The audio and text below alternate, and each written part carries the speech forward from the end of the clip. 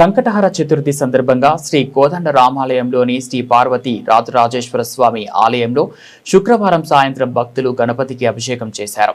ఆలయ ప్రాంగణంలో భజన మండలి భజన గీతాలను ఆలపిస్తూ భక్తుల్లో భక్తి పారవేశాన్ని నింపగా భక్తులు ఉదయం నుంచి ఉపవాసం ఉండి సాయంత్రం ఆలయానికి వచ్చి గణపతికి అభిషేకం చేశారు.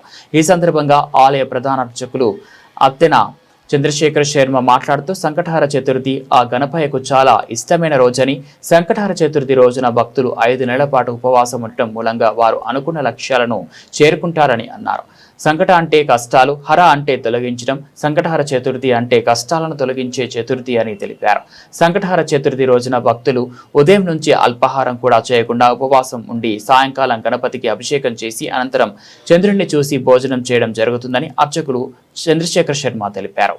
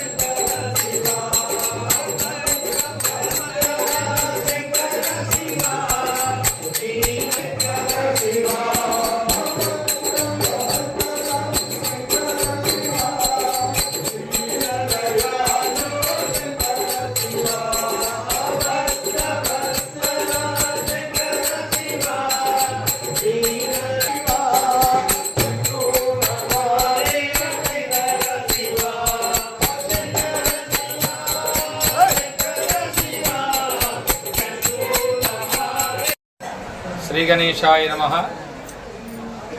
ఈరోజు సంకటహర చతుర్థిని పురస్కరించుకొని భక్తులందరూ కూడా అత్యంత భక్తి శ్రద్ధలతో ఉదయాత్పూర్వం ఈరోజు ప్రొద్దుటి నుంచి ఇప్పటి వరకు కూడా అల్పాహారం కూడా ఏమీ చేయకుండా ఉపవాసం ఉండి ఈ క్షణం ఇప్పుడు ఆ గణపతికి అభిషేకం చేసుకొని చక్కగా చంద్రుని దర్శనం చేసుకొని భోజనం చేయడం జరుగుతుంది.